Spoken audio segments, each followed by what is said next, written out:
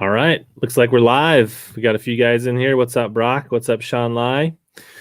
Welcome. Let us know how it is, the sound in the chat. So we're in the video. Make sure we're good and let us know. But while we're doing that, Josh, how are you doing tonight? I'm doing good. How about you, Rich?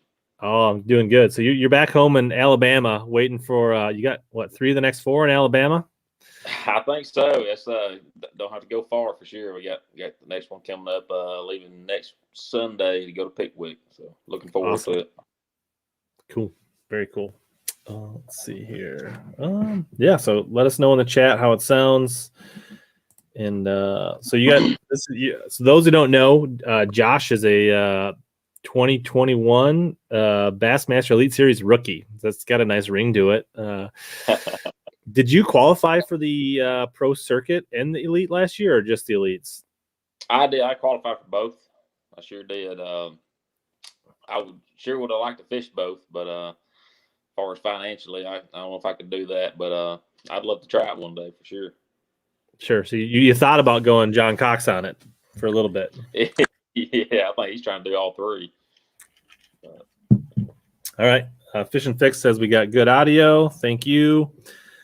All right. So yeah. So you fished some of the, I guess what they were called Toyota Series last year. You won on Eufaula. Is that right? If I remember correctly. I did. Yep. And so you fished well enough in that circuit that they gave you that points qualified you for the pro circuit. And then you also fished. Did you fish all the opens or just the Easterns? I just fished the Easterns. I actually had signed up for our, both divisions last year, and then I kind of waited too late to sign up for the Centrals, and it didn't look like I was going to get it. So I actually backed out before the first tournament started.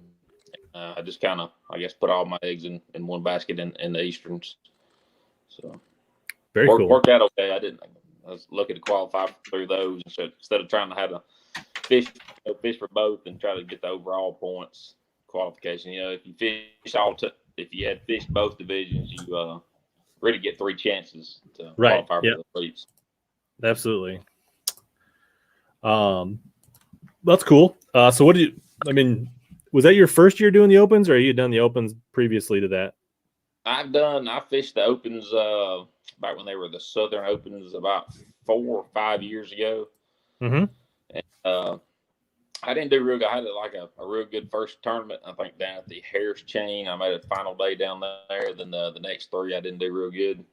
But I have fished them before, and this is I'm pretty sure it's my second time fishing opens. Yeah, cool. What's up, Chad? Yeah, actually, I think when I did my research for St. John's, I saw that you had like a top 12 or whatever in an open a long time ago, and then you did well in the first Eastern Open last year, which gave me confidence to pick you at the St. John's River. So,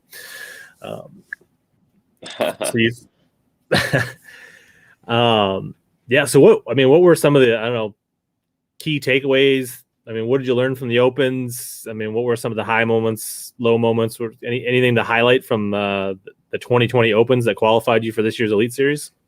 Yeah, I think the biggest thing for me is just finishing second in the points and having a couple of real good finishes. And it just made me feel like if I could qualify, that I would be able to compete against the elite guys. That was my biggest question, to myself, whether or not I could compete with them. And fishing the opens, I think you're probably competing against about, I don't know, anywhere from 12 or 10 to 20 of them, of the full-time elite guys anyway. And in those opens, you're competing against some of the best locals on the lake too. So that kind of gave me the confidence. So I guess that was really my highlight of the whole season, really. And getting off to a good start on the Kissimmee chain at Toho really helped. It gave me momentum for the next 3 to kind of hang in there and try to push myself a little harder to do good and qualify. So it's kind of a litmus test for you to know that, like, hey, if I do make it, I think I'm going to belong, right? Like, I'm fishing against some of the legends or the really experienced, right, veterans that are coming back into it. A lot of the the locals, right, and then the young guns coming up. So, like, if you could do well against those guys, right, you felt like you weren't going to be, in over your head once you made it. Yeah, that's I fished them just to have fun and just to fish some big tournaments. But always in the back of my head, if I could ever qualify, that I'd probably take a chance, and winning that Toyota series last year on Eufaula kind of helped me out, and if I did qualify, I'd have some money to do it with. And that was the big deal with me. So I was lucky to have that. So sure. And so, did you work full? I mean, were you still working, or do you do you have I mean, coming into this year, did you have a job, or were you fishing full time? I guess I don't really know much about your history. I wasn't. I worked for a construction company out of Birmingham. We did commercial construction, and that's what I've done for the last 15 years. And last year I pretty much still worked full time, but this year especially with the lease, everything's jam packed in the first 6 months or so. I kind of just told them I'd maybe be back, or might not be back. But, so I'm pretty much fishing full time right now. I've got a friend that I'm helping him do some things. He's got a little construction company himself, and I help him out when I can. So other than that, I'm just fishing. Yeah, cool. Are you fishing anything else outside of the Elite Series this year? Are you squeezing in any other tournaments, or what is it? Just focusing on the Elites? Right now, I'm just focusing on the Elites. I really wanted to fish the Opens again. I kind of backed out of it. I didn't want to get too stretched out my first year in the Elites. Again, all the Elites are jam packed real close together, especially if you're going to try to go pre-practice any of them. I've tried to pre-practice all of them so far. I'm probably not going to go to Texas or up north. I'm probably just going to show up for those just because it's so far. But other than that, that's all I'm fishing. I'm going to try to fish some BFLs this year in between some of the Elites, and still might try to fish an Open or two. I think they got another Open at Smith Lake. I might try to jump in on that if I can get in it. So sure. So you're not committing to any series, but if you can find some tournaments in Alabama when you got time, you'll fit them in. Sounds like cool. What's up, Jay? Good to have you. Thanks everybody for showing up. I should just mention that thanks to Arsenal Fishing for supporting the show. Obviously, we can't do these shows and we can't put into everything we want to without them. So I always remember you guys support the people that support the shows. Obviously, they'll put the codes down in the below. HellaBass 15 at Arsenal Fishing. So just want to thank Arsenal and mention that before I forget. So let's maybe just kind of talk about. So you've kind of put work on pause. You're kind of focusing on the Elites, which I think is it's a smart decision. I think, overwhelming yourself is definitely not great. Are you frozen or are you just not moving? Yeah. Oh, looks like Josh is. Can you still hear me all right? Oh, he's moving now. All right. Yeah, I can still hear you. I don't know what's going on. All right, cool. All right. It sounds like we're just a little bit like not too bad. So let's talk about. So you qualified late in the year, right? Because the Eastern Opens went super late, and I think Chad brings up a good question. Like, how was that short turnaround for you? You said you thought like I'd like to fish the pro circuit in the Elites, but obviously you had to find some companies to work with and things like that. What was that short turnaround like for you? Obviously, you don't go into like details and stuff, but like, what was that process like, and how did it go overall? Yeah, everything got pushed back because of the COVID virus, and I didn't know that I qualified for sure until I think it was the first or second week of December, and had like a month and a half to figure out, trying to work out sponsor deals and financial help, and just try to figure out exactly what I want to do. And so I really only had a month and a half to get everything done, and get boat routes. It was a lot to handle there for a few weeks for sure. But I especially some of the guys that I qualified with, I talked to some of them. Only having a month to try to talk to and reach out to all the sponsors, it was real tough. It just had a limited time. Yeah, very cool. And so I think I want to just share this here for a second.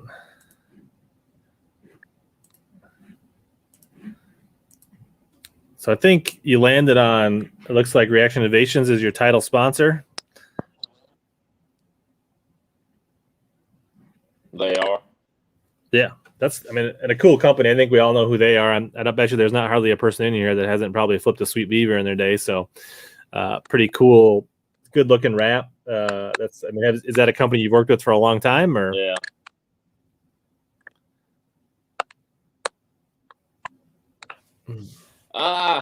Really the last couple years, I've known the owner and some of the guys that work there. They're actually only live. Their shop's only about 30 minutes down the road from me, so I've kind of known them and I'm here locally. So it was easy to meet up to them and talk to them and try to get some help and help me get my boat wrapped. And that was a real big deal for me. So I was very, very thankful. Yeah, that's awesome. And a cool company. I mean, that's awesome. So I think your main social, what's that?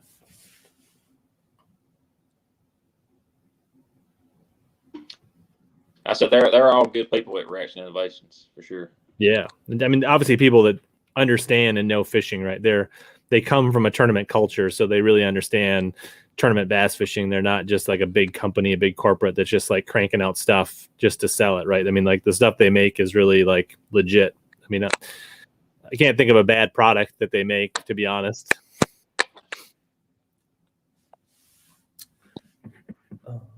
So I was going to say, I think your main social, they're made, everything's made right here, and Alabama. So,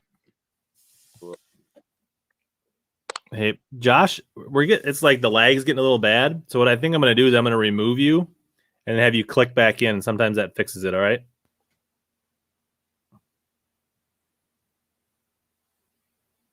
Hopefully you heard that.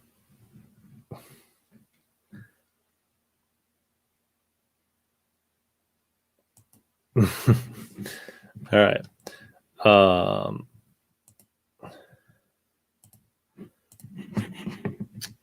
right. Little rough spot. We'll figure it out here. Hang tight. All right. I'm just going to send him a quick message.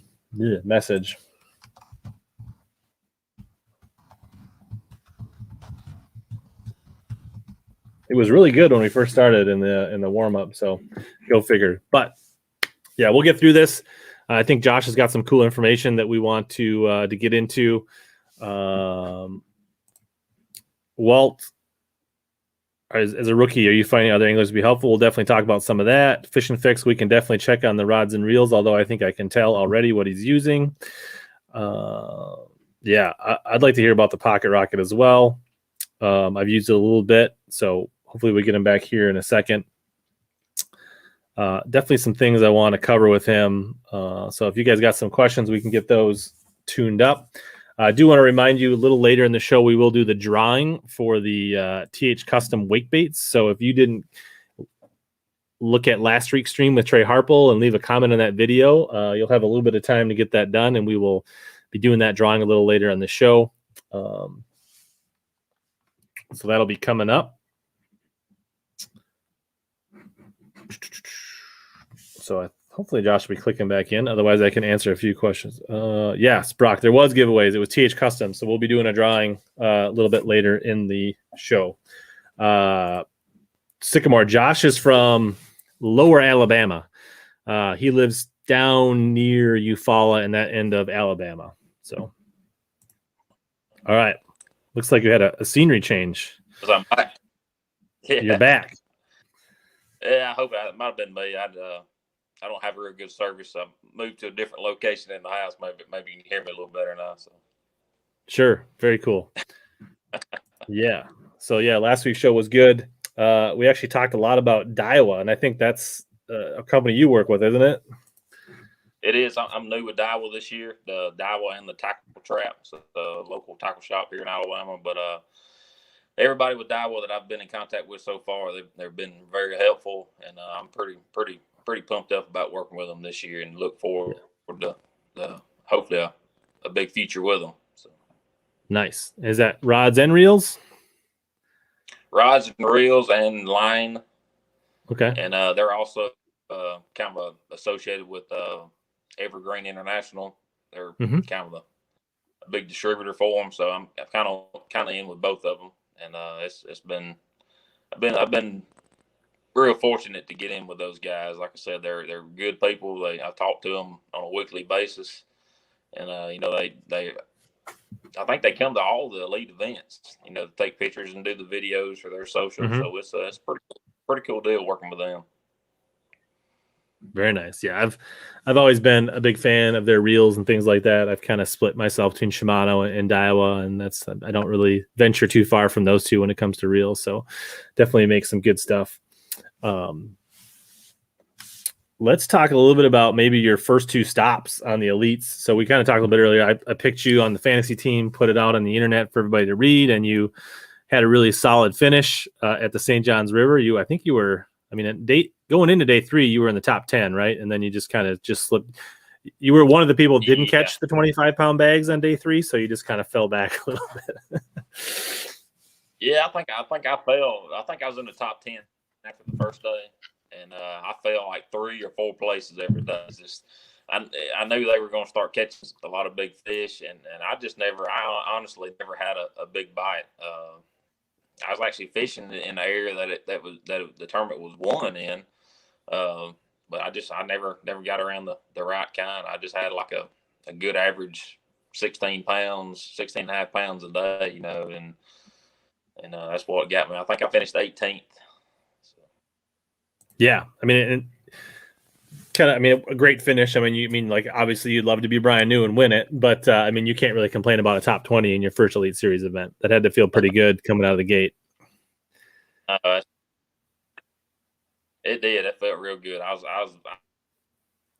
happy when I left Palatka. I'd love to make a top 20 in every one of them this year. If you told me I wasn't going to win a tournament, and I'd just get a top 20, I'd definitely take it.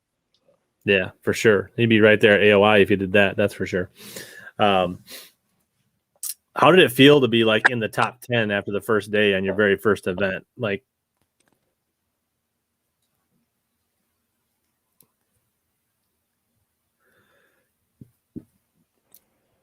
it felt really good. I had terrible practice down there.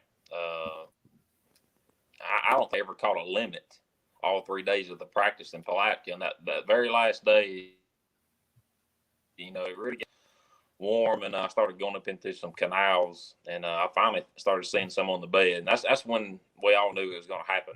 That the fish were coming to the bank and the fish were going on the bed. So I kind of felt pretty good about it. And after the first day, I didn't think I'd be in the top 10 with just, I think I had 16 pounds. mm-hmm. And so that kind of surprised me after the first day. And so were you sight fishing, or were you just fishing slow in areas you thought they were? Like, what kind of stuff were you focusing on?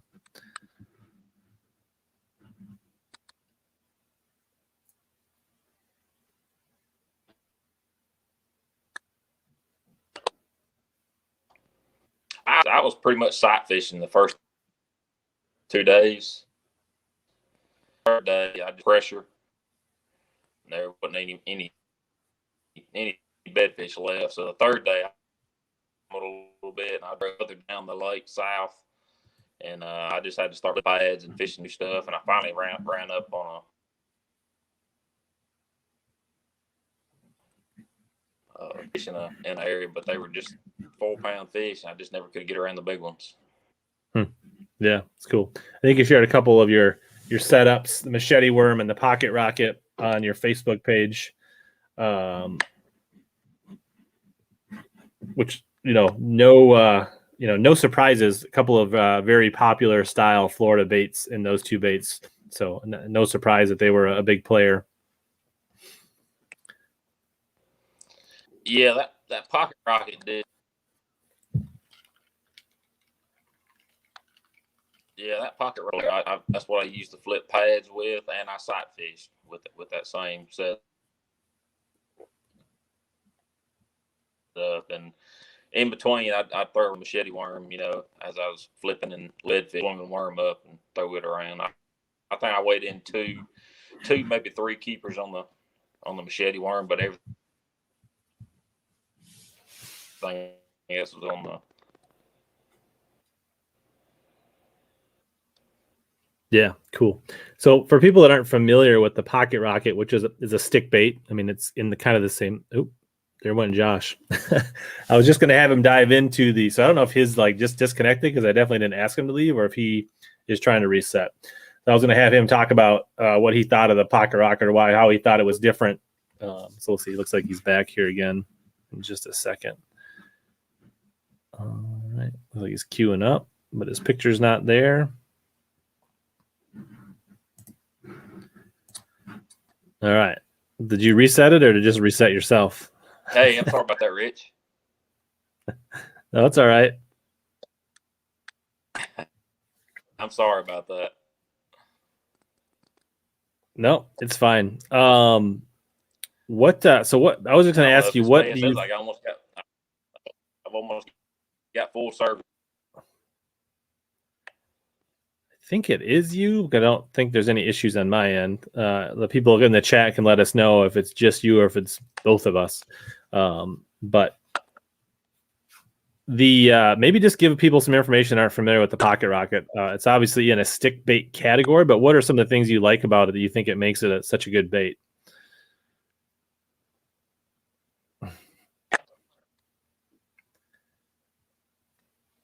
You know, as far as the whole stick bait deal in Florida, I really couldn't tell you why they buy stick bait down there, but the rocket's just a little different. It's got a lot of the ribs on it.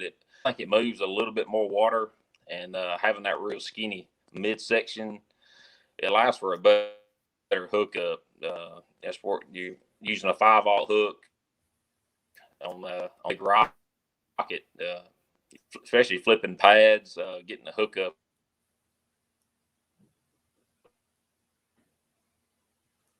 Yeah, and I think the salt content having that, and that's one of the reasons I like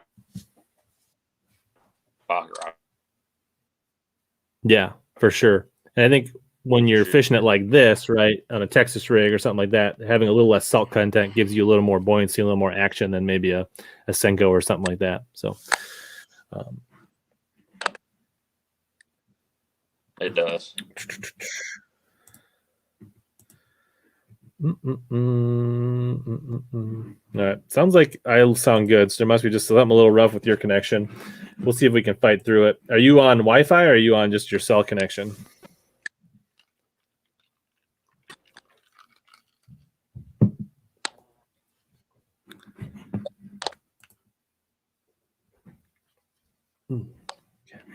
Yeah.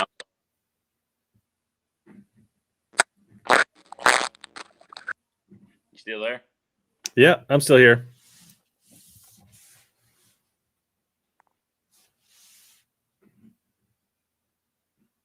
There's definitely a delay and it's a little bit choppy. So this is definitely one of the rougher ones. We definitely had this little bit of roughness with Josh a few weeks ago. We'll see what we can do here. Otherwise, we'll just have to go solo and make this a little bit more of a fewer show. Yeah.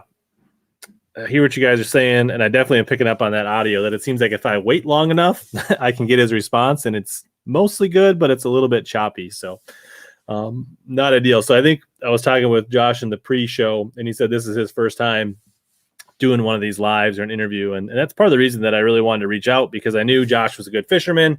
And I know sometimes when you first make it to the elites, you don't necessarily get a ton of press coverage unless you win something like Brian New does. So I definitely think it's a cool and interesting story to reach out and touch base with Brock. He is on his phone. So I don't know what else we can do outside of, I don't know if he has Wi-Fi or a different spot in his house where we can get a better connection. So usually the phone is a little bit easier because it doesn't pull as much data. I don't think, it's a smaller screen and things like that. So we'll see if he can come back. Because I really want to tell him that, becoming on the show, he is a really good omen this year for Elite Series Pros. So I want to get to that before we lose him. So while we're waiting, all right, looks like Josh is making another attempt here. Looks like we have another change of scenery. Looks like we might be out in the truck now. I'm out in the truck. I apologize. I don't know why. Never had a whole lot of trouble inside my house, but it looks like I am tonight. Sure. Well, the one thing about trucks, they have really good audio and acoustics, so there's nothing wrong with that. They sound good. So hopefully this is. I mean, I want you to be here because I've had 2 different Elite Series guests this year on the seat this year, and it's been Jeff Gustafson and Brian New. So I don't want to put any pressure on you, but yeah, that's gonna. I'm actually rooming with Brian New this year. We're staying together. Okay. And along with Buddy Gross, it's been us 3 for the first 2, and looks like we're gonna stay together for the rest of the year. So yeah, staying with Brian and getting that win, it definitely makes me get the feeling that I want to win 1-2 pretty bad. So yeah, awesome roommate crew for sure. Yeah, that's a good company. Those seems like really cool guys too. I mean, I've talked to Brian and I've watched plenty of interviews with both of them, and they seem like really down to earth guys. Are you guys like renting houses, or? We are. We're just renting houses. So far, we've had a great time. They really are 2 good guys. We help each other when we can, and it's been fun staying with them. Me and Brian are both rookies, and Buddy's kind of a seasoned professional angler. He's fished with the FLW for a long time now, bass. So he's kind of helped us along, give us some advice about how things go. So it's been good. It's been real good. All right.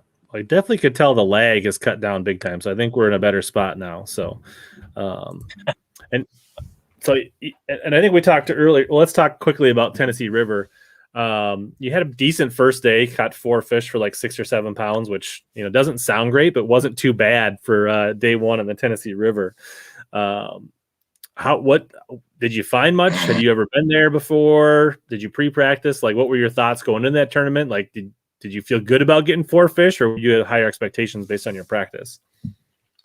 Far as based on my practice, I felt like I've won the tournament the first day. I think I did have a limit the first day. And, okay. Me, Buddy, and Brian. I think the most fish that was caught in a day of practice between us was 3 fish. So for me to come in with a limit the first day, and I think I was in the top 30 or in 30th place, and I felt real good about that. It actually surprised me. And the second day, I tried to go back and make the same deal work, trying to fish down the lake. And I did lose a pretty good fish the first day. I didn't see it, but it was probably bigger than anything I had in the live well. So that second day, I spent pretty much until about lunchtime trying to catch those same fish in that area, and it just wasn't working. And after 12 o'clock, I ran way back up the river and tried to get in the dirtier water and the warmer water. And I think I wound up catching one keeper that second day. So that was definitely disappointing.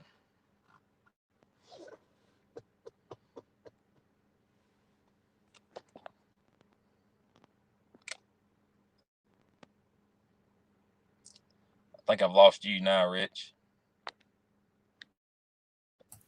My fault. My dog was barking, so I muted myself, and then I forgot to unmute myself. So I was saying is, we talked about that. Like, we fell a little bit, but you still got a small check, which is better than no check. And I think I looked. Right. I don't know if you watched the points, but you're 25th in the AOI points, which after 2 events is actually not too bad. I mean, you're well into the classic cut. So if you can have some good tournaments and maintain it, you're on pace to have a really good season. So. Yeah, I think that's probably my number one goal for my first year is just to make the classic. That's going to me that'd be my number one goal for this year. If I didn't do anything else other than making the classic, I think I would call it a good year. So I'm hopefully going to stay in it. I think this year it's going to be, depends on how many double qualifiers they have, but I think it's going to be around the 38, 38 in the point. I need to definitely stay in the hunt for that. I don't want to be riding the cut line all year. Yeah, you definitely want to be 35 and above to feel like good. But sometimes it goes down to 40 or things like that. But you don't want to be waiting for people to double qualify and win opens after you're done fishing. You kind of want to get it locked up while you're still fishing. So So you're I'm looking from forward Lower to it. Alabama. I was gonna say you're from Lower Alabama, but we talked in the pre-show. You're not exactly a Pickwick local for. No, I'm actually around central Alabama, and as far as the Tennessee River, I don't have any knowledge of Pickwick. I've only been there once in my life, and I've only been to Guntersville just a handful of times. So I'm definitely not a local pick for sure for Pickwick. Okay. So, but I mean, if you could just get like a little leftovers from Buddy, that would probably at least get you in the top 50. Yeah, Buddy's got some.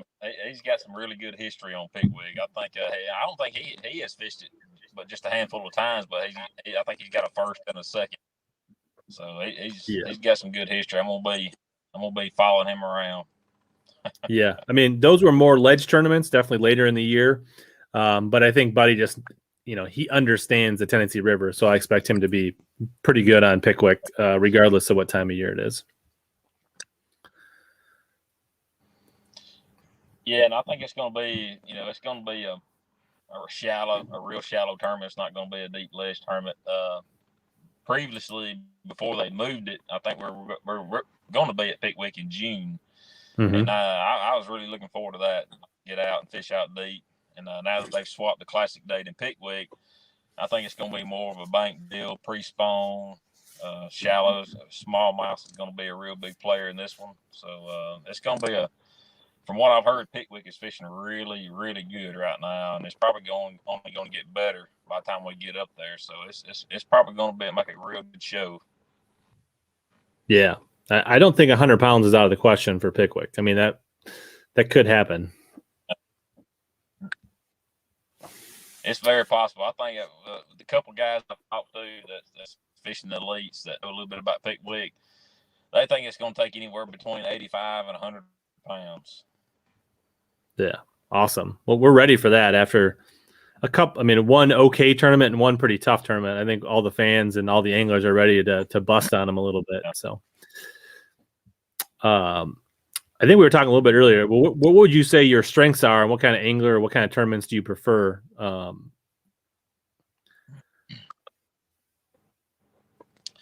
You know what?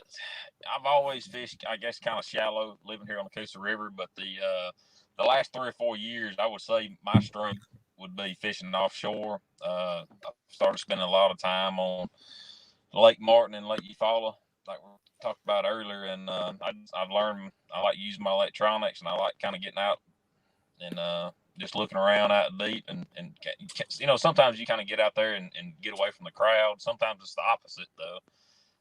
You get in the crowd out there, but I just really enjoy fishing offshore. Sure.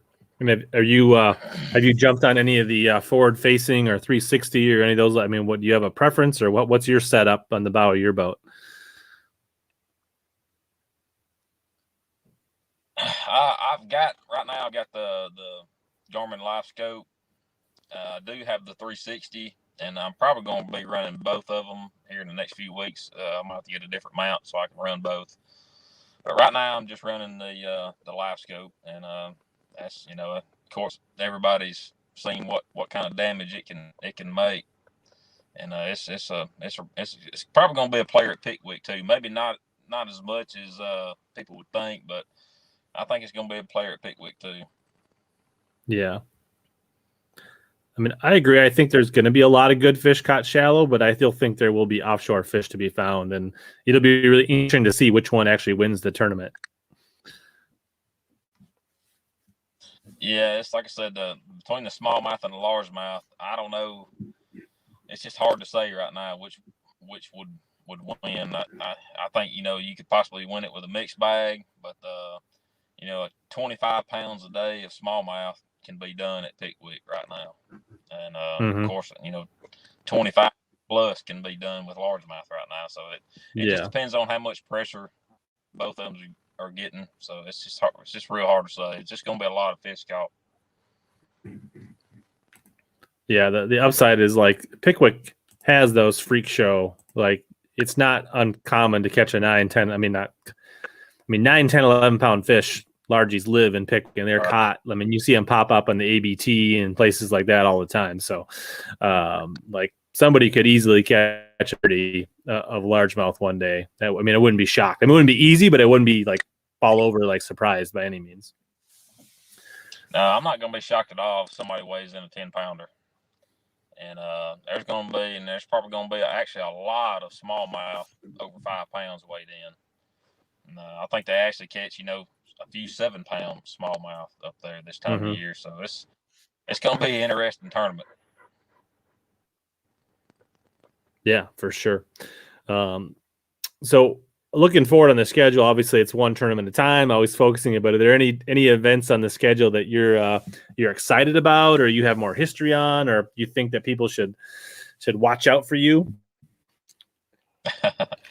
I think what the lake, there's actually 2 lakes I'm the most excited about for the year is the St. Lawrence and the Champlain, our northern run.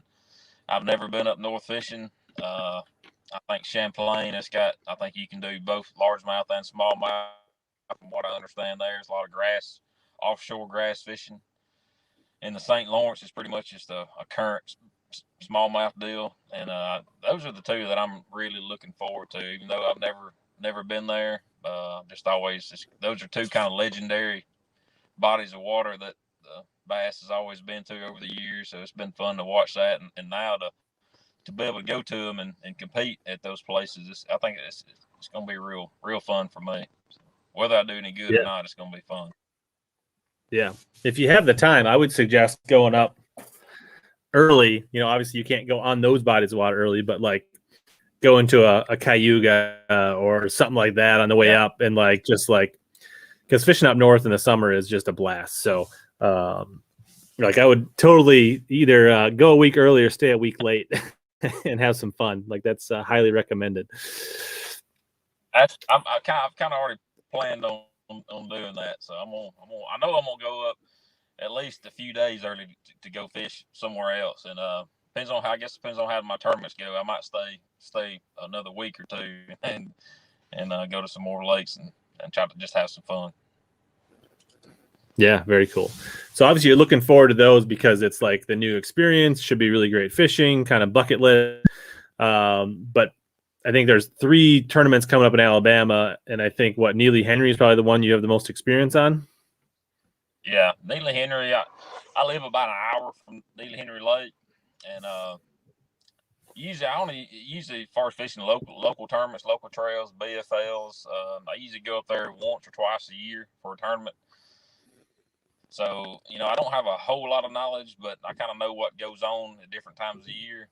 So, and that lake, it could be tough. The last couple of years, Neely Henry, it's probably fished as bad or as worse as I've ever seen it. I don't know kind of what's going on with that lake, if it's going through a cycle or something, but Neely Henry has kind of been off for the last couple of years. But May is probably the best month to be there, so it shouldn't be too bad. There's going to be a few big fish caught in it, but I think 14, 15 pounds a day at Neely will probably be pretty good. Sure. Yeah. I'm looking forward to see how this unwinds, and then we're gonna go to Gunnersville, and that's going to be more of a ledge deal by that time probably. So that probably. You don't have a ton of experience there, but that should be in your comfort zone, right? If you want to be offshore and fishing more. So I think so. I've actually never been to Gunnersville in that time of year. Well, a few times I've fished a tournament on Gunnersville has either been in the spring or late in the fall. So I've always kind of missed that summertime deep ledge deal. But I think it'll be a deal that I'm comfortable doing, and I definitely try to go up there before the pre-practice cutoff and spend some time looking. Yeah, for sure. Sounds like there's plenty of water coming through the TVA right now, according to the chat. So yeah, I think it's probably going to end up flooding in the next few days in certain parts of the river, but I think they got close to 3 inches of rain in 24 hours, and northeast or northwest Georgia and parts of Tennessee, and all that's just going to come flushing right down to Pickwick. So it's going to be hopefully all that gets kind of cleared up before we get there. Yeah, definitely. Pickwick is an interesting lake. All the TV lakes are current driven, but I just feel like the way Pickwick is shaped, it's pretty narrow and riverine. So I feel like that current definitely plays a little more. But the interesting thing is that there's a fair amount of backwater in Pickwick that can play in the spring that really could make this tournament interesting. So it'll be exciting to watch how this unfolds for sure. Yeah, it's I got several big feeder creeks, but I think the big player is going to be some of the tail race up below the dam. Then again, got a lot of. I think they've got a lot of still got some eelgrass and some hydrilla left back down the lake. So I think those are both going to be players. Yeah, I was just there in November fishing the Bass Nation Championship, and that was the first time I've ever been there. But it's a really cool lake, and I would definitely be excited to get back there and fish it. There's parts of it that definitely remind me of home with the grass and things like that. Yeah. So how did you get into tournament fishing? Like, was it relatives? A friend? Like, did you have any kind of mentor growing up for bass fishing? It was my dad. My dad he started fishing bass tournaments back in the 70s, probably early 70s, and he had me in the boat with him fishing tournaments, local tournaments when I was only about 6 or 7 years old, and so he got me in on it early, and we still fish some team tournaments together every year, and he still fishes a lot.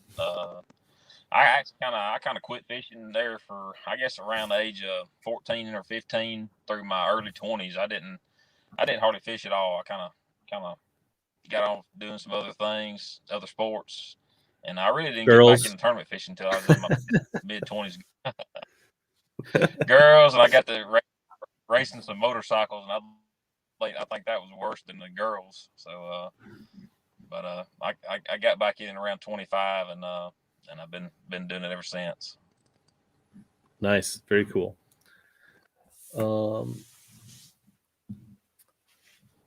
So I don't know. So let's say you fish a lot of reaction innovation. So what's your favorite beaver? The original, the kinky, or the spicy? The original. The original. The original. That's probably about 99% of the time. If I'm flipping, it's going to be an original beaver. I do like the spicy. That's for me. It's more of I haven't used it to punch with, but I like using it more of a jig trailer or to swim jig and flipping it. That's what I use for it.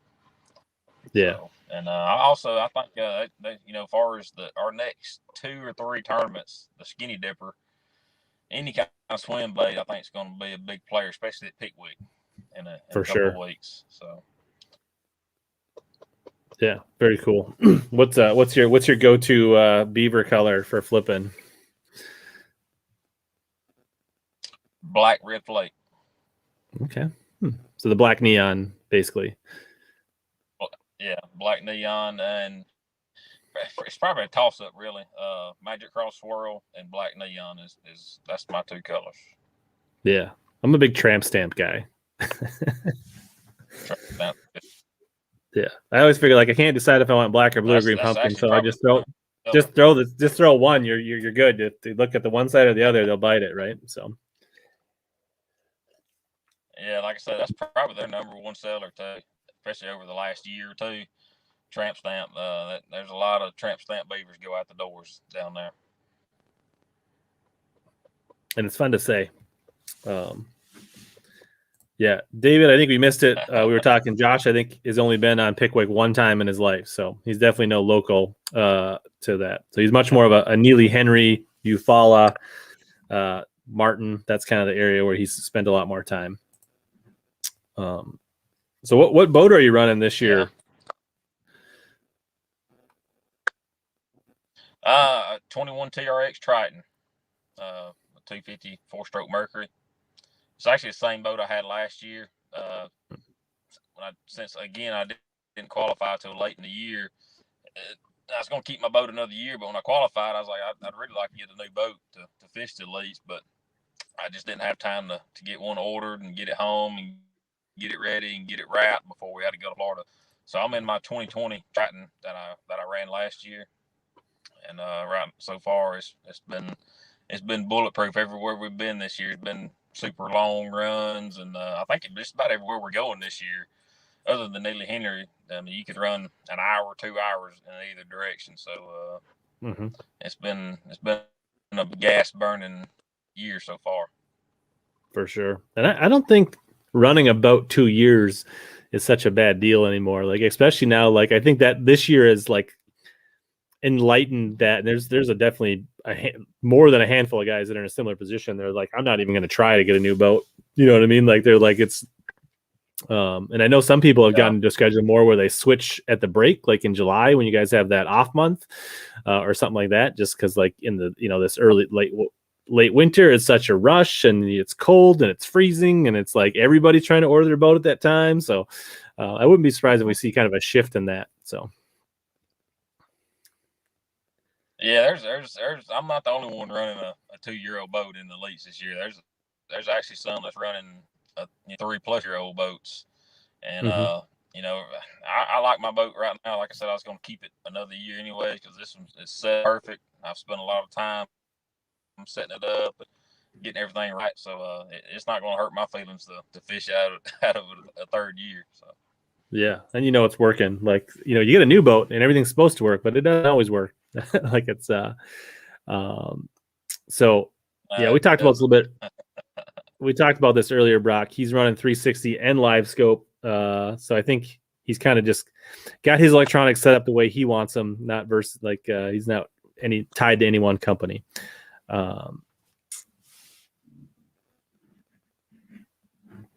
This is a good question. We talked about you saying the skinny dipper at Pickwick. Phil K says, when does a skinny dipper outshine other swim baits, or cold water or warm water? Like, when do you feel like a skinny dipper is best, or when does it outshine a sexy swimmer, or a Kitech, or maybe some of those other baits out there? I think they've all got their place. For some reason, to me, anytime you get around grass, for whatever reason, the skinny dipper will get more bites. And I'm honestly, I couldn't tell you why, but something about the skinny dipper and grass, it just works better. It's got I don't know if I could say a little bit more lazier swim, but it's got a rolling, more of a rolling action, and really no other soft plastic swim baits do that. And I think that, to me, that's the biggest reason that they bite it a little bit better in the grass and vegetation. And as far as swimming the jig, that's probably, to me, that's the best swim jig trailer that you can use. So. Yeah, for sure. I definitely have used a lot of little dippers and skinny dippers on swim jigs, and it definitely gives them a nice roll. I mean, we throw a ton of swim jigs up on the Mississippi and places up here, and I would 100% agree that style of bait, especially the skinny dippers, put more action and roll into a swim jig than a Kitech or something like that. So I think that's definitely for sure.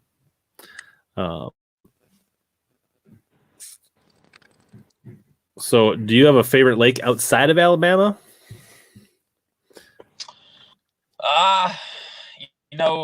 I've been to Lake Hartwell 3 times, and I actually really like Hartwell. We had to open there last year, and I like the deep clear water and the spotted bass. Over there the live scope was a huge player in that tournament, and I really liked Hartwell. I wouldn't mind fishing there some more. Maybe the elites will go there next year.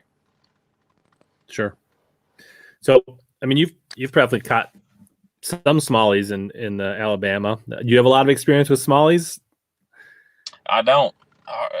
Very, very little. The only places you can catch them in Alabama is a few. You'll catch a few on Gunnersville. It's kind of rare to catch one on Gunnersville. Wheeler's got a better population of them, but really Pickwick is the only place to catch a smallmouth in Alabama. Really, my first smallmouth tournament was last year at Lake Cherokee in the Open in Tennessee. I had all smallmouth in that tournament, so that was really my first full-blown smallmouth tournament that I've ever fished. Okay, so St. Lawrence will be brand new. Yeah. Nice. Yeah, those I think all the stuff I've heard over the years from it, go up there and catch. You know, I think that's where they catch sometimes 100 smallmouth a day. You know, so that's going. I hope we hit it when it's like that. Yeah, that'd be awesome. Punch Fishing wants to know. He says the flirt worm is still a go-to for him. You play around with the flirt worm at all? Yes, I've been throwing a flirt worm for a very long time, probably about 10 years. And something that's kind of exciting. I don't think many people know about it yet. They're about to release a fat flirt worm. It's going to be more like it's a big straight tail kind of ledge fishing worm. And I caught a lot of my fish in the Toyota series at Lake Eufaula last year in June on the fat flirt. And I think they're going to start shipping some out hopefully in the next month or two, and that's going to be a good one. Yeah, cool. Yeah, I definitely play with a flirt worm on a jig worm up here, and it's a good drop shot bait. JJ wants to know any insight on whether there's going to be a smicy beaver. Not that I know of. Fair enough. Or not. If you did, you couldn't tell us. That's right.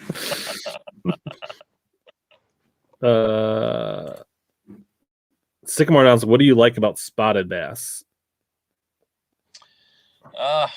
Around here, that's probably the predominant fish. There's more spotted bass than largemouth bass, but especially this time of year, the spotted bass. I love just going fishing just for those especially in the current.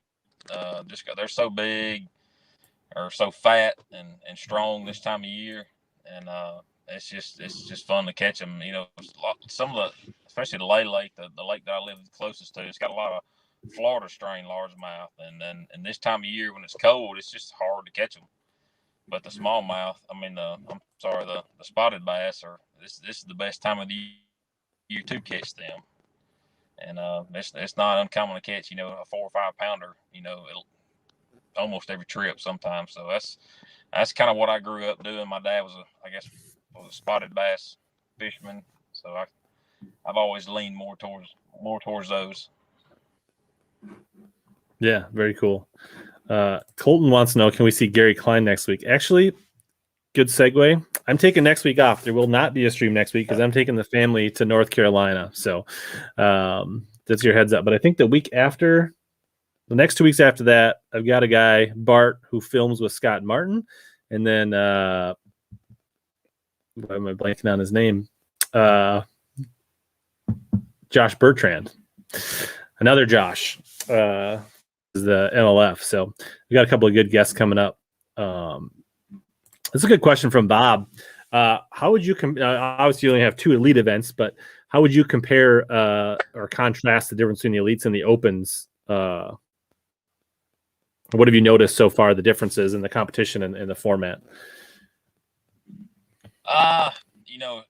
One of the big things is over 100 less boats on the water. And I think to me, the elite guys, as far as the practice goes, a lot of the elite guys, they won't go through an area or find a really good area and start and catch too many fish in practice. I've noticed in the opens, a lot of guys, the 2 or 3 days before the tournament, everybody will be setting the hook and catching the fish instead of just kind of getting a bite here and there and doing more looking. So I think in the elites, it actually helps the tournament because these guys don't catch everything during practice. They just kind of, go out and find them and get a feel for everything. So to me, that's something I've noticed this year so far. Yeah, I mean, you got to feel like you got all the room in the world with 100 boats instead of 200. Yeah, it's a lot less boats, and it makes it easier fishing. You can run around a bit more, especially on these bigger lakes. It opens everybody up some instead of everybody on top of each other. Some of the lakes that we went to in the opens last year with 200 plus boats, it was a nightmare. It was just way too many boats for the small lakes that we were going to. Very cool. Driftless wants to know recommendation for flipping, pitching jigs. What kind of rod for heavier jigs and swim baits do you like? 90% of the time, if I'm far as flipping a jig on docks or shallow grass, and also on a swim bait, like a 3/8 to a 3/4 ounce jig head swim bait, I use a 7'6" heavy. I personally use a Daiwa Tatula 7'6" heavy flipping rod for both.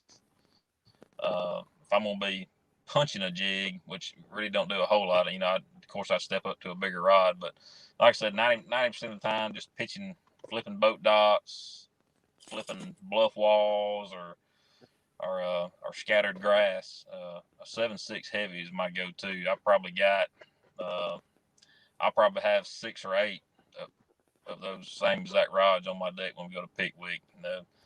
Probably about 3 or 4 of them will be swim baits, and the rest of them will be pitching rods. So.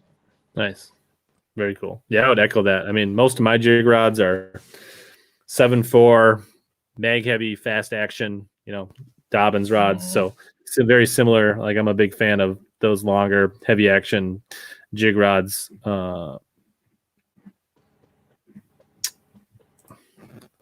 People got some chat about what's going on in Kentucky Lake in here. Very cool. So, I think Lake Fork's going to be an exciting event. Have you got any experience or any insight on Fork? Have you ever been there? Are you excited about Lake Fork? I've never been there. I am excited about it. I'm hoping it's going to be an offshore tournament. I was talking with Buddy Gross about it, and he's been there, I think, 2 or 3 times, and he thinks it's going to be like right on the verge of still a spawn deal going on, and being a full-blown offshore tournament. So it's just, I think it depends on the weather out there. From what I understand, they've gotten a lot of really cold weather, so that's probably going to push back the spawn from what normally happens. So I think it's going to be a little bit of both, some shallow and some deep. There's probably still going to be a shad spawn going on.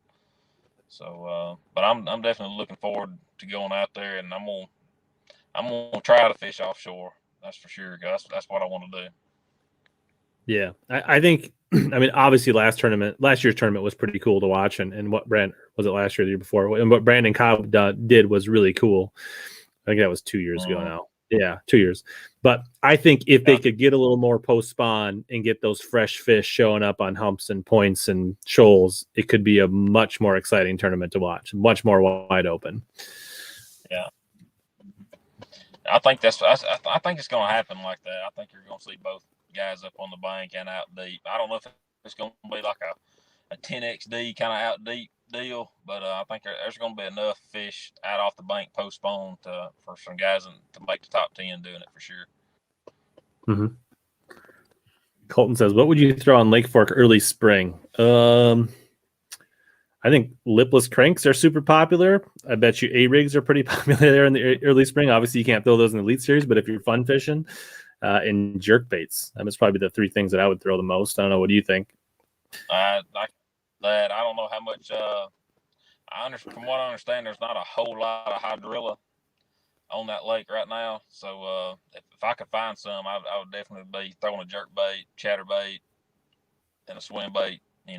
Around that hydrilla, around the especially in the pre-spawn. So yeah, and it's definitely not. The grass has taken a hit, not what it used to be. We kind of touched on this a little bit, but this was back when we were the audio was a little worse. But maybe just recover. Walt wants to know what's your strength as a fisherman, and when you see yourself winning, what do you think the bait is or the technique that you see yourself most likely to win on? That's a hard question because you don't never really see a win coming until it just happens. Right. Again, I feel like my strength is offshore fishing, especially brush piles. Lake Eufaula, that's kind of what it's become known for, is a big brush pile lake, and a lake that I can just make 40 or 50 stops a day put the trolling motor down, make 4, 5, 6 casts, pull it back up and go. That's the way I like to fish, and I've got a lot of confidence in it. But I don't think we're going to a single lake this year that's going to set up like that. So it's going to be. I think we're going to have 2 or 3 offshore tournaments. But as far as the way I really like to fish, I don't think I'm going to be able to get to do it. Yeah. So it sounds like if you can, you'd like to get your thrift on. Yeah. I kind of like. I guess I like fishing like him. I like fishing fast offshore. I'm not the guy that's going to sit on 3 or 4 places all day. I'm gonna fish at least 30 or 40 in the day's time. And it's just the way I like to fish. Yeah, for sure. I can get on board with that. Favorite topwater technique? You got any favorite topwaters? Probably just a frog. Throwing a frog in the grass. And I don't know. Probably around where I live, throwing. That's right, swamp donkey. This is the old one. Those are hard to get. I did have some new ones. I'm actually going to do a video where I that's like a big controversy with people, paying $60 for these on eBay, and you can get these. Yeah. They're not always in stock. They're kind of hard to get, but you can still get these. Are like $10, $11. So I'm gonna when I get some time here, we're gonna weigh them and measure them and look at everything on them and see if I can find any difference between the OGs and the ones you can get now. So yeah, I don't know of any difference between them. I haven't talked to the guys at Reaction about it, but I don't know of any difference between them. I like both of them. That can be a expensive bait too. Same thing. This is you can just tell by the amount of paint that's lost on this one that this one is. Yeah. So I kind of want to do the same analysis on these, honestly, because I was early on the Vixen train, 15 years ago, so I got plenty of them. So I have no need to buy the new ones. But big fan of that. Vixen's still a big deal for me. Throwing a Vixen, probably other than a frog around where I live, when the lake I live close to, it's a drawdown lake, so when they bring the water back up and the water first gets on all the seawalls, throwing a Vixen and a buzz bait is probably my next favorite thing to do on that kind of. Was that spots and largies or both? Mostly around March, early spring. It's big spots. Nice. Sometimes you can get 30 or 40 a day throwing any kind of spook type bait. So that sounds amazing. I know I went to Logan Martin one day in April after a Gunnersville tournament where I didn't make the cut, and throwing a jerkbait there, and be jerking, and then all of a sudden it would just go like just the other way, and I was like, I couldn't imagine how fun they'd be to catch on topwater because they just got to be mad. Yeah, but I say back in the day, it hasn't been real good in the last 3 or 4 years, but it used to be on Logan Martin in March. You could go to some shallow, just river points, red clay banks, and a few seawalls that still had water on them, and you throw any kind of top water up there, mainly a spook, and you might have 4 or 5 big spotted bass just jumping all over it all at the same time, and sometimes you'll catch 2 or even 3 fish on one cast. So it can be pretty amazing. Man, now you're talking my language. I'm getting excited. Brock says, does he have a YouTube channel? I don't think that you do. I could be wrong. I don't. I haven't. I'm actually kind of behind on everything right now. I've just got my fishing web page, and I started an Instagram. I'm about to start doing some videos and stuff, and so again, I'm way behind on that kind of stuff, but I'm going to get there. Yeah, you can get it on. Josh has not made a post yet, so this is your opportunity. You can get in on the ground level on his Instagram, and then I think most of your content as far as on your Josh Stracner fishing YouTube page. So if people want to get info now, that's probably the best place to go. Jim, we talked about it. He's only been to Pickwick one time, so if you're looking for fantasy insight, that's what you learned. Let's see here. Colton says they were fished Cherokee in East Tennessee. Yes, actually, was that the last Open before you qualified, or the second? That was the second to last open. Yeah. I come in third in it. Yeah. So so your very first smallie tournament ever, you took third. Did you catch mostly smallies, or did you go against the grain? I had all smallmouth. Nice. How did you end up catching your smallies at Cherokee? Because it was a pretty tough event. Yeah, I actually caught them really deep. They were anywhere from 34 to 38 foot, and I caught. It's kind of half and half. I caught half of them kind of dropping on them. I think I only weighted in one fish on the Demiki rig. The rest of them was on a drop shot, and the other half I caught throwing a little small swim bait.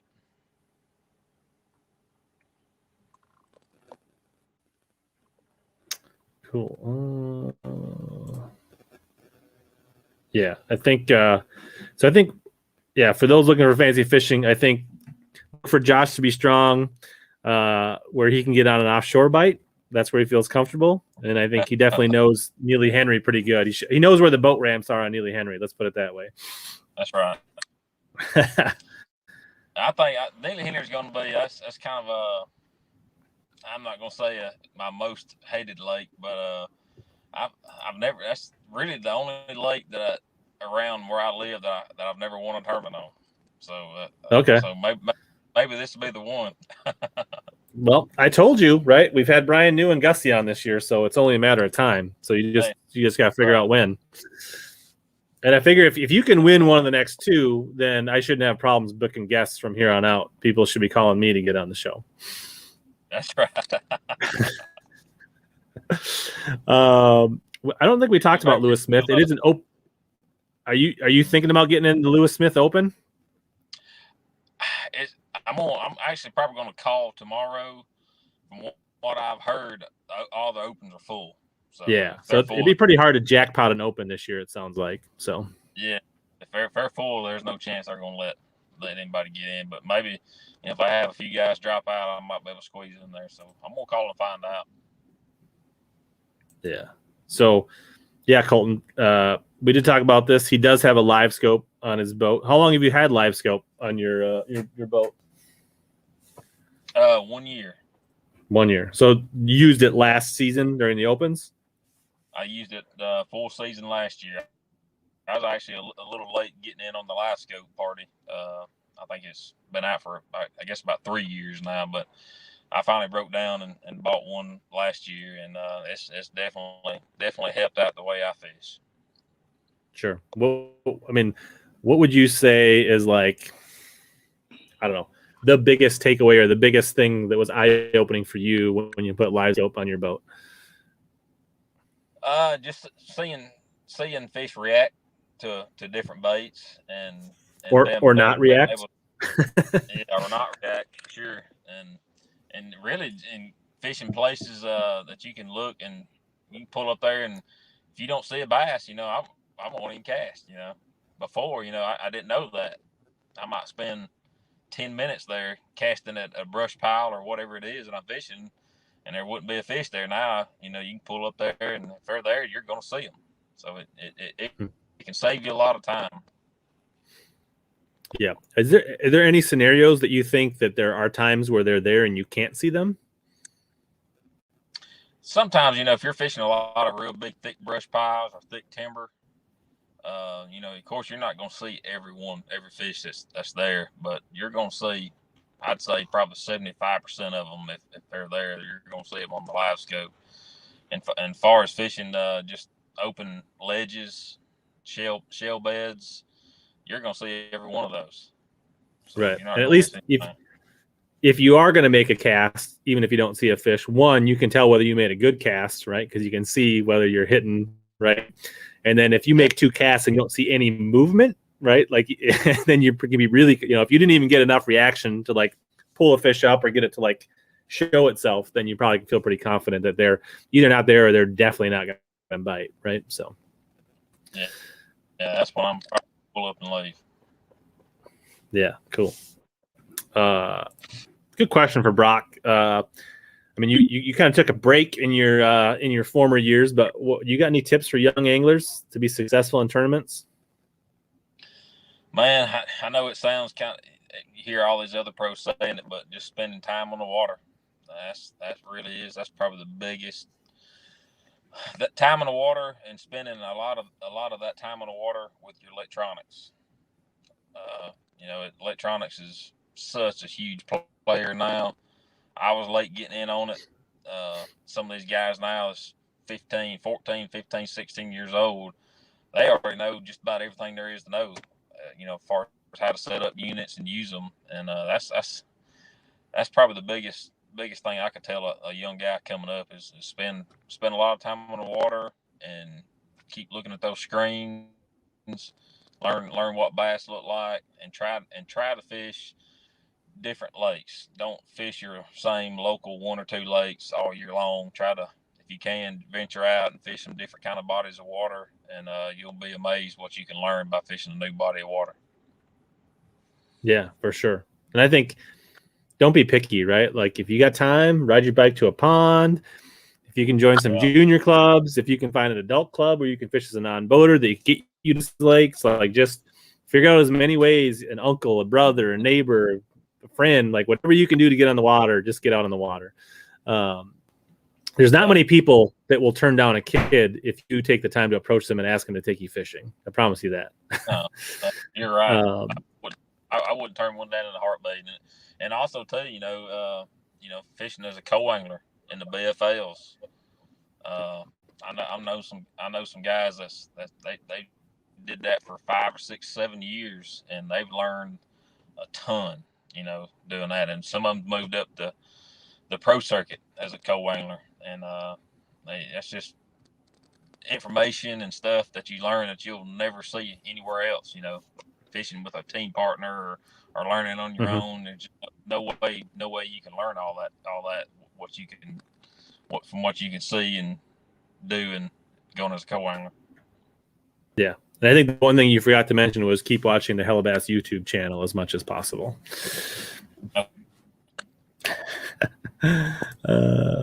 What's up, Bailey? This is a good question. So Sycamore asks, like, when you're looking at the Elite Series schedule he's talking about here, do you start thinking about all the lakes in the schedule, or do you like just focus on the very next lake, or like how does your prep and how do you break down a season?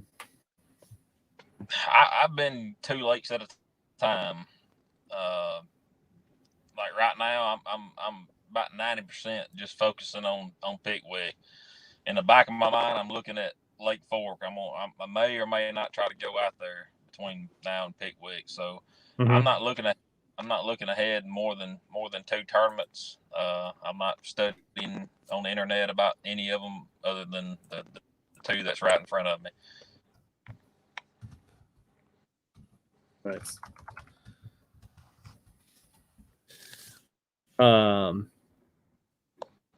So Serious Angler wants to know, do you think, what's been your biggest adjustment jumping up to the elites so far? Probably the way I practice. We've only got 2.5 or 3 days to practice in the elites, and in the opens, usually everybody shows up like the Friday before the tournament, so people will practice 4 or 5 days for the opens, and so between the shorter practice and longer tournament days, being 4-day tournaments, it's changed the way that I fish, practice and tournament fish. Just you've always got to keep in the back of your head that what if I did do good enough to make the 4th day? Is the area I'm fishing or the pattern that I'm fishing, is it going to be good enough for 4 days? I try to keep that in the back of my head, but I almost treat it as a 2-day tournament, at least to start with. I don't want to get too carried away trying to leave a little area where I think I could make it 1 or 2 more culls the first day or the second day, and it turn around and bite me and not even make the 3rd day. So right, it's a lot of different variables in trying to fish. Think about fishing 4 days. Yeah, for sure. You can't count your chickens before they're hatched. So you can't make a cut or win if you don't get there, right? So yeah. You got a hydrowave on your boat? You ever play around with those? I've owned one hydrowave. It's been a few years ago, And to be honest, most of the time I forgot to turn it on when I was out fishing. So I really don't have much experience with a hydro wave. No. Yeah, I feel like 5 years ago it was hard pressed to find an elite or tour boat that didn't have one, and I feel like that's a little more 50-50 now. Yeah, you just man, personally, I don't ever hear anybody talking about it, so I don't know if that's a good thing or a bad thing. So yeah, is that because I want to talk about it, or because Hydrowave doesn't have a budget for anybody to want to talk about it, or so I don't know about it. Yeah. So Kyle Welcher just interviewed, and he said he doesn't even look at the standings after the weigh-ins. What do you keep up with it? Do you check where you are? Do you look and see what you need to catch to make a cut? What is your perspective? Or you just go out and catch what you can catch every day? Yeah, I'll look like at the end of every day. I when I get back to where we're staying at, of course we'll sit down and look at the standing just to see where we're sitting, and mainly just to look at the weight differences. What we might think we need to make the third day cut as far as weight. Mm-hmm. So that's. Yeah, so I do look at the standings, but as far as when the tournament's over with, as far as Angler of the Year, Rookie of the Year standings, I haven't looked at that at all, to be honest. Other than that, I told you at the beginning of the show. I didn't even know it told me. Earmuffs. This is an interesting question. What do you like most about tournament fishing? And is there any part you don't like about tournament fishing?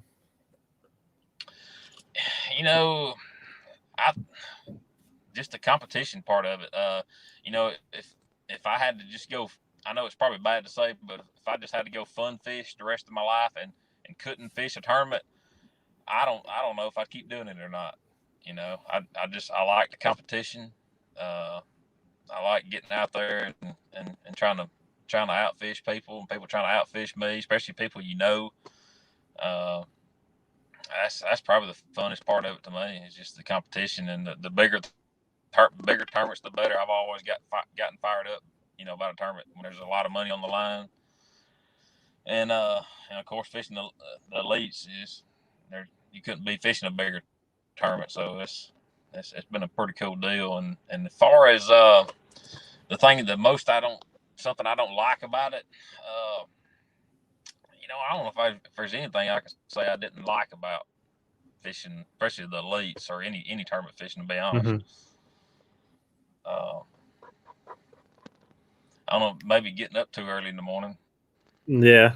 Or having to go out maybe and fish in just super terrible weather sometimes when you don't like, if you were fun fishing at home, like, that's but I could definitely agree. Like, I would definitely be fishing even if it wasn't for tournaments, but I don't know if I'd be as into it without tournaments. Like I wouldn't be as all in if and for some people, I know it takes the fun out of it for them. I mean, everybody built a little bit different, so.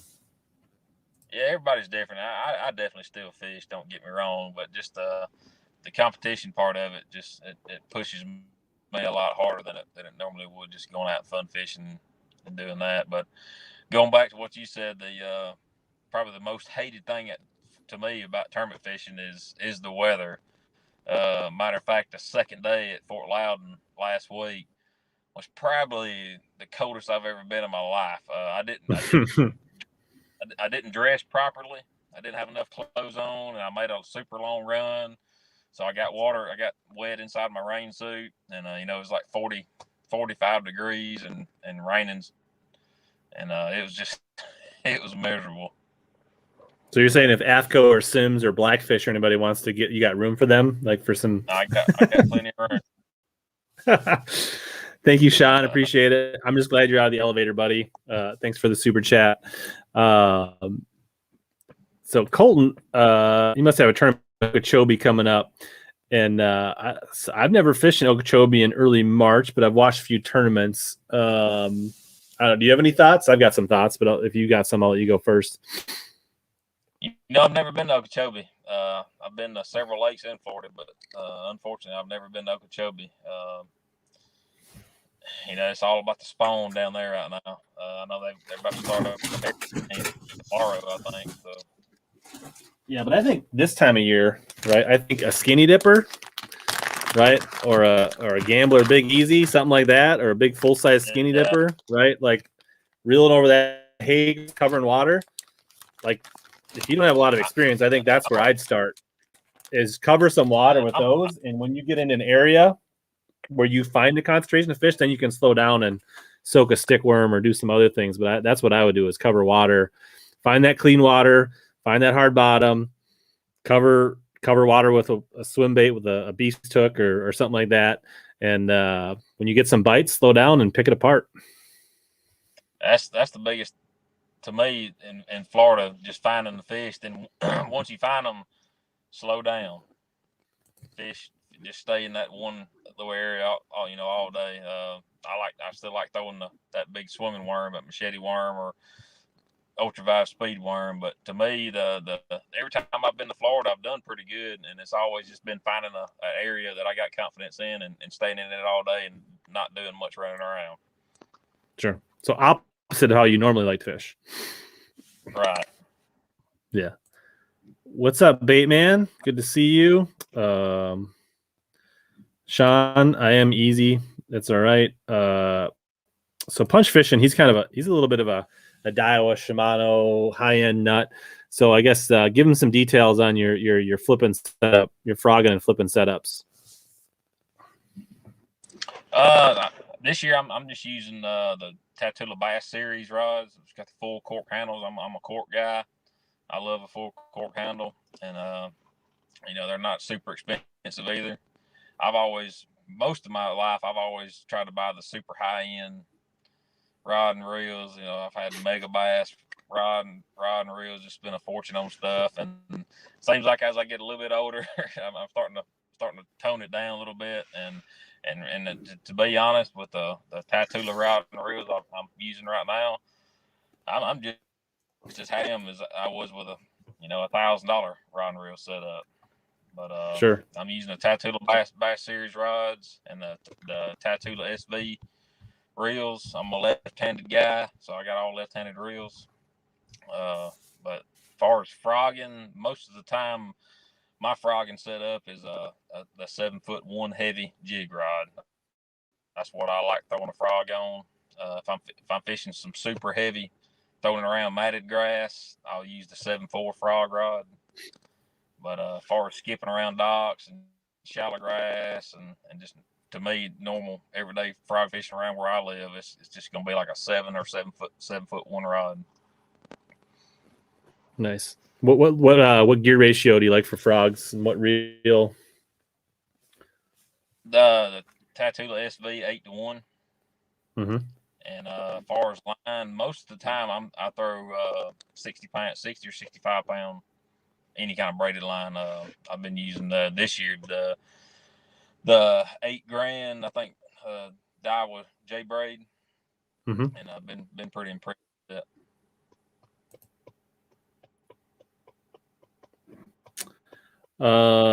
Chatterbait setup. So are you a glass rod or a graphite composite guy, and what kind of line do you like for chatterbaits? I like the glass rod. I've got 2 chatterbait rods that I use. It's kind of the same thing with the frog. If I'm throwing chatterbait, just going down the bank, skip under docks, under trees, I use the Tatula 7'2" glass cranking rod. That's what I use for my chatterbait. And if I'm fishing offshore grass, like down in Florida or hopefully up at Pickwick, I use the 7'4" chatterbait rod. And I always use 20-pound fluorocarbon on both. Nice. Most of the time it's I'll have one rigged up right now with a 5-to-1 reel, but 99% of the time it's going to be on a 7-to-1. Nice. I assume you on the fishing deep, you break out some egg beaters every now and then. Do you fish like what's your go-to finesse deep technique for spinning rods? It's really kind of depends. Last year in the opens, I actually did a lot of the damage that I don't say damage, but what helped me qualify for the least was with a spinning rod at Mhm. Lake Hartwell and Cherokee. Every fish I weighed in was on a spinning rod. But at Cherokee, I caught most of them was on a really small jerk bait, actually, thrown on a spinning rod, just mainly because I could just cast it a mile. I could cast it a lot further with a spinning rod. Caught a few on a spy bait. Then, like I said, at Cherokee, I was dropping on them and throwing a small swim bait with a jig head with 6-pound line, all on a spinning rod. So I like fishing with an egg baiter. Nice. Yeah, that'll serve you well when you get up north. Which Brock, we talked a little easier. That he's never been north. He's never caught a northern smallie. What's the furthest north you've fished? Like, Kentucky Lake. That's as far as north as I've been. it's not very north. No. Yeah, I don't know. I like longer rods. I'm a 7-foot 7.4 spinning rods almost all the time. I'm not on board with anything less than 7 foot for almost anything. Yeah, I've actually been using and I really like it. I've actually bought 2 more since then, but it's a Daiwa rod. It's a 7.6 ML. It's a medium light 7.6 rod, and up until this year, I've never used anything longer than probably 7'2" on a spinning rod, and I've got to using that 7.6, and I've got 4 of them now, and that's pretty much what I use.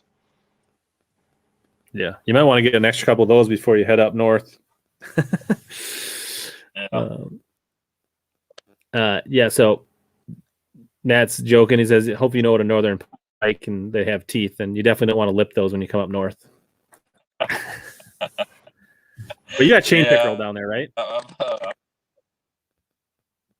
Yeah, chain pickerel. There's it's actually, I think it's the same fish. People call it different. It's got a few different names, but it's mainly on the Tennessee River. You'll see I think they've actually got a few walleye. I think I caught a walleye last year on Lake Wood, and then you get the chain pickerel also.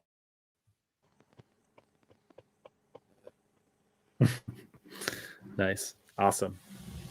Well, we're about 90 minutes in. I really appreciate your time, Josh. I feel like we've been flirting on the edge of technology disaster tonight, so I don't know that we want to tempt fate for too much longer. And it's a little bit later. Actually, you're still central. But I think I'm going to probably let you go. Appreciate you being on. And then I think we'll do the drawing for the people that entered the stream last week for the prize, but I won't keep you for that. Anything else you want to touch on, or shout outs or sponsors, anything you want to talk about, and we'll wrap it up in the next few minutes. I just appreciate you having me on. Been pretty cool to sit here and talk with you and everybody else. I want to thank Reaction Innovations. They've been the biggest player for me this year, helping me out, helping like I said, get my boat wrapped and getting me started. But Triton, Mercury Marine, Power Pole, Evergreen International. Those are some good people and good people to work for, and I look forward to the future with them. Yeah, awesome. Sounds like most of the people in the chat really appreciate it. A bunch of thank yous. Yeah, so just stay tuned if you guys entered in the giveaway. Glad to have you on, Josh. Thanks for sharing the information. I'm sure you're going to do well in tournaments, and this won't be your last live interview. So hopefully this was a good one for you, and good luck on the rest of the season, and keep in touch. All right. Thank you, Rich. All right. Thank you. All right. What's up, everybody? We're going to go through a few things here. Yeah, I thought he was a great guest. We had a few technology bumps, mostly on his end, a little bit on my end. I texted my kids and told them to get off the Wi-Fi. So hopefully it's not too bad tonight. I'm going to pull up the comment picker from last week. So you're pretty much running out of time if you entered the giveaway. While we're doing that, just kind of remind you guys, the codes are down in the bottom. If you guys want to support the show, Arsenal Fishing, Omnia Fishing, and I actually have a new code for Super K jigs. It'll be down in the description. I didn't add it in the in the ticker yet, but that's an option. You can get 15% off as well at Super K Jigs with HellaBass 15. If you guys didn't catch all of this, you can watch the replay tomorrow. Also, tomorrow morning, I'll have the audio version of this podcast up, and that will be available as well for those that are interested. Thanks for all that tuned in. Let's get in. I've got the YouTube video from Trey Harple. TH Customs entered in here. And so what we're how many mini people do I have, Sean? I have too many people, 10 and 12. I'm probably not as young as you think, but so we're going to hit this button here, and what we're in drawing for is 4 custom wake baits from Trey. So Trey's on vacation this week, but we'll get that.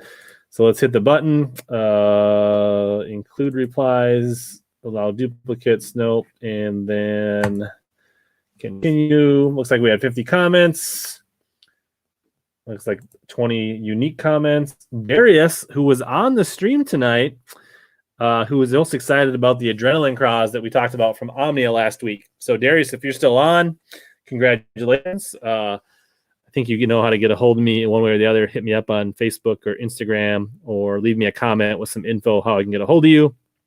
And we'll get you in contact with Trey to get you some custom wake baits. And you can try those out on Kentucky Lake, Darius. So I don't know if you guys have any questions. We can hit anything else you guys want to address. We got about 50 people still on. We have a few minutes. If anybody wants to hang out, ask some questions, we can do that. Let's see what's going on here. Congrats. No problem. Honestly, John, I learn a lot, and I have a ton of fun doing these. So, and I appreciate sharing all this information with you guys. YouTube's Cuz says he got his gentleman cross today. They do look sweet. I'm excited. I'm going to definitely maybe fish them next week. So just a reminder, no stream next week. So this will be the first week in a long time we don't have a stream. I'm going to be going to North Carolina. I'm going to be out on the Outer Banks. What's up, Reef Robber? We're going to be staying Outer Banks topsail, and I might do a little saltwater fishing around there if I can find some. But I think I'm going to go up to Smith Mountain Lake and go out fishing with a buddy, and I think the bite will be pretty good. So hopefully in the next 2 weeks, we'll actually have fishing content on the channel again, where I'm actually going and catching fish from open water. So if you're tired of the tip videos and me sit here in front of the monitor and the computer, we're going to have some fishing videos coming up too. So look forward to that. Higher. Need to go higher, Sean. Seriously, when I'm going to the river, probably not till I get back. Hopefully things stay warm while I'm gone. I mean, I've been out on pool 2 as early as mid to late March, so I guess it all depends on how quickly it thaws and it doesn't go into floods, but hopefully within the next month, getting on the river. Yes, definitely Super K jigs on the horizon. We'll enjoy the vacation. Thank you. I've never fished Sam Rayburn, but I fished Amistad, Falcon, and Fork. Bach headed to Okeechobee. Good luck, buddy. That sounds awesome. Get some of those, skinny dippers or gambler big easies. I think that'll be awesome. But don't worry, there'll be videos up next week. I've got some stuff already edited and in the can, and so you guys will have content even while I'm on vacation. How do you know I'm 42? Did I say that? I think I am 42, but I think I'm 42. Done with Bass Tech? No, Bass Tech's still a thing. There's a code down there for Bass Tech as well. And actually, that reminds me. So if you guys haven't seen these, the new drop shot free weights from Bass Tech are actually available at Omnia Fishing. So you can use the code for Omnia, and these are the new Bass Tech Tungsten drop shot weight free weights, which I'm pretty excited about, and they're pretty cool. Elongated teardrop weight, no chip finish, matte black, so you don't have to worry about pike eating your sinkers, stamped with the weight on it. Check those out, Omnia Fishing, if you're looking for some good drop shot weights.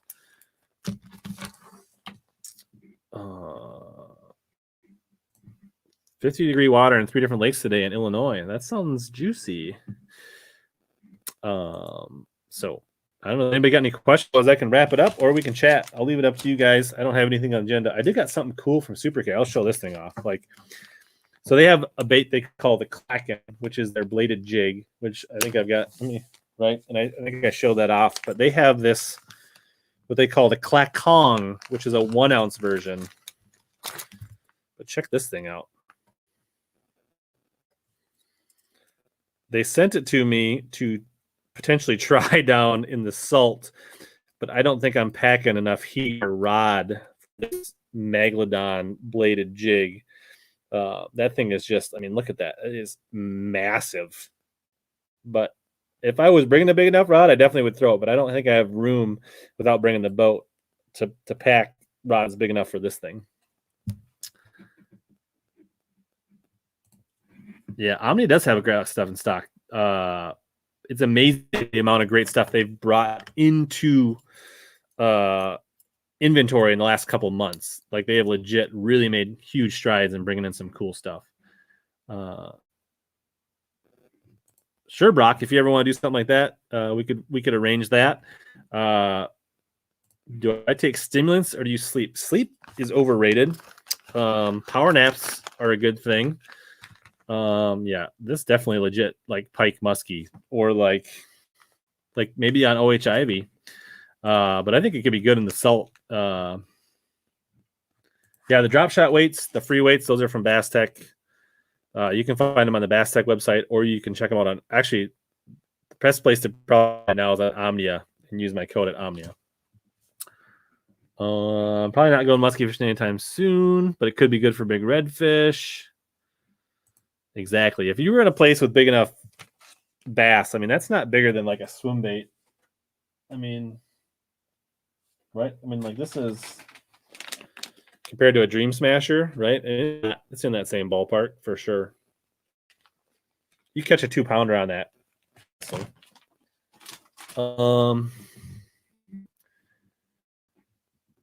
Shadow says you'd throw that for fall for bass in Canada, but we already know there's no bass where you live, Shadow. You've sold that many times. What cover areas do you fish early in Mississippi? Depends how early, but you want to start figuring out, you know, those bass are going to get into non-current areas to spawn. So you're going to want to find those current seams just outside of those places where they spawn. That's where I'd start looking.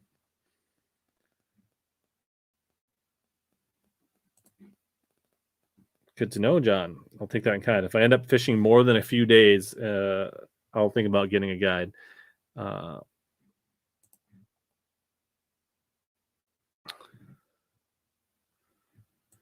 Thank you, David. Have I picked up any dark sleepers? I haven't yet, but I definitely will probably get some for this year. That's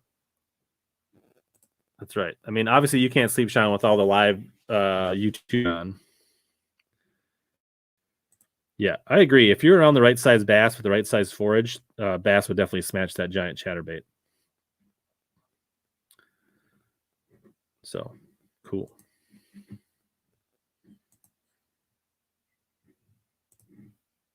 I definitely think you could catch redfish on this big bladed jig. I'm definitely going to bring some regular size bladed jigs and swim jigs in case there's any inshore reds and things like that around where I'm going to be.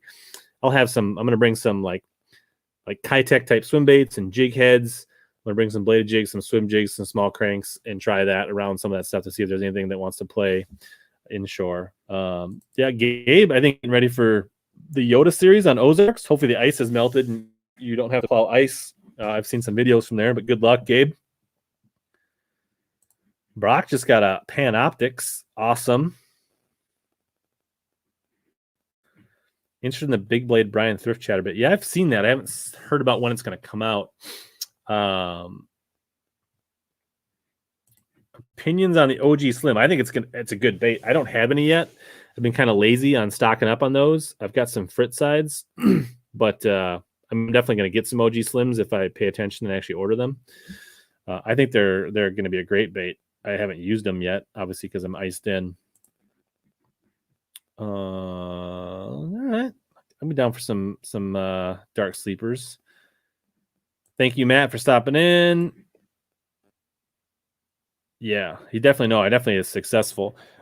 If you want, I think, Sean, I would check out Queen's Tackle. They have the Switchblade, which is a blade you can add, and they have a regular size and a big size. So if you wanted to make your own jumbo chatterbaits, maybe get some of those big Switchblades. Sycamore, start taking notes, but just remember, you always have the replay. So you can go back and re-watch these, or you can listen to them on podcasts and take notes. Oh, trout in North Carolina dig the Ned. All right, I'll pack a few Neds. Although I wasn't planning on bringing a spinning rod.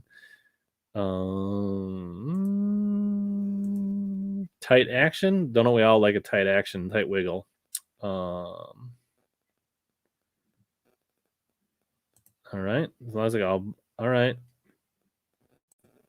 Hey, I would never lead you astray. All right, I'll pack some Neds against my better judgment.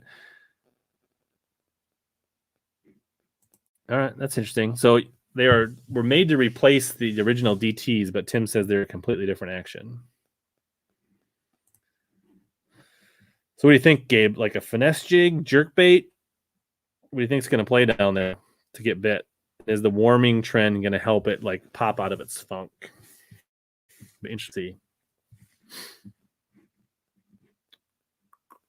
Yeah, but I'm excited to get down. I know it's going to be in like the 60s and 70s.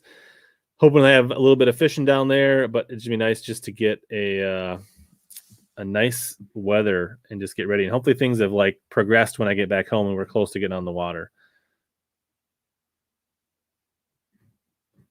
5th ounce. I do have some 6th ounce tungsten Neds, but I don't have a BFS. So never tried a BFS, although we talked about it a bunch last week with Trey. So that's do you have any fantasy picks and guesses? I will definitely have my column up like on Monday. My video will drop on Monday for my fantasy picks.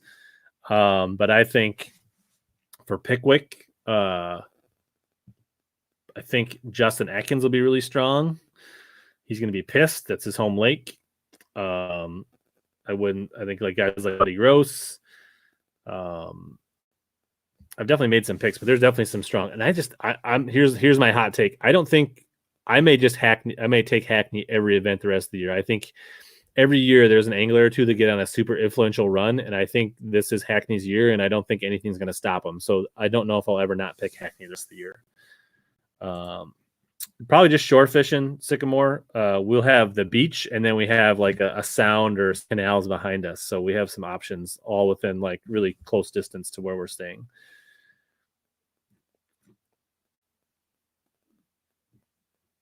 A-Rig, water down 36 this morning, 40 this afternoon.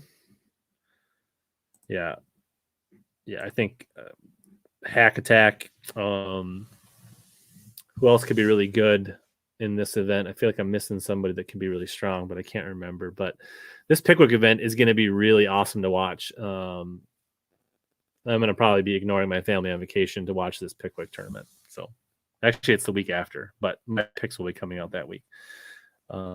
Walters, I think Walters, he's right up there with Hackney. Like, I don't know that you can not pick him. I don't know. It could be both. I don't know. It could be almost all largemouth, almost all small, or it could be a mix. I don't know. That's going to be really tough. None of the above would surprise me, Logan. I have not been watching WandaVision. I spend all my time with you guys on YouTube and doing my day job and taking my kids to sports. I haven't watched TV that's not been YouTube in probably over a week or two. Maybe if I was fun employed, like some people punch fishing, then I could have more time to watch TV. What do you think of that? All right. Let's we're just under 2 hours. I think I'm gonna wrap it up. Congrats, Darius. Thanks again. Check out those drop shot weights at Omnia. Get all your spring shopping done there. Check out some of the stuff at Arsenal Fishing. I appreciate you guys that support the channel, support the show. And also one more thing, like if you guys don't know what this thing is right here and why you should have one, go back and watch my video from Monday.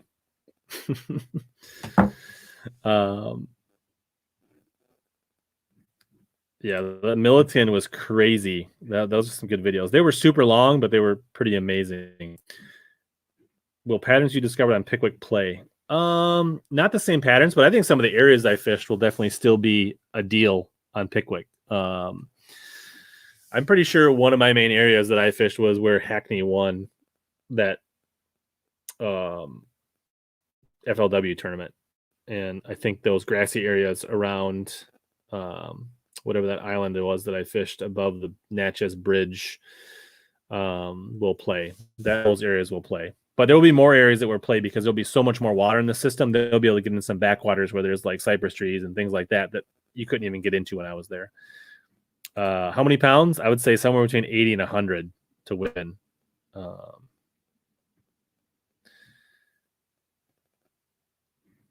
Yeah, you won't be pissed, Walt.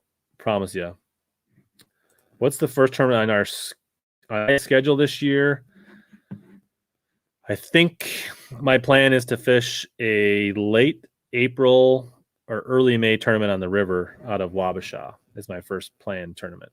But I'm definitely fishing more. My plan is to fish more tournaments. Last year, I think I only fished like 5 or 6 tournaments. I'm going to fish like at least 10 or 12 this year.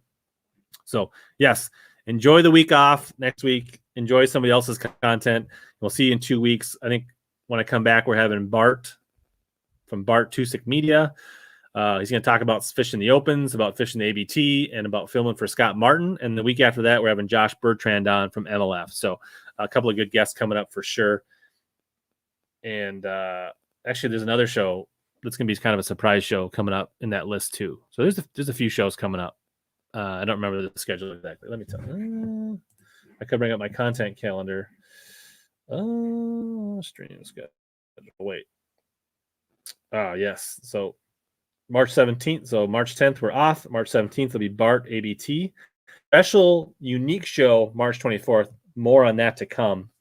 And then Bertrand on March 31st. And then starting to start filling things up for April. Yes, Fart Bart. Yeah, Bart would be a good guest. And I think if you guys are interested in like the Scott Martin channel, what happened behind the scenes and how those get filmed, we'll probably talk a lot about that and his experience fishing the opens and things like that. So, all right, I'm going to sign off. Appreciate all you guys asking questions, going late. Check out the replay, check out the podcast version. And as always, here to help you guys catch more bass and suck less.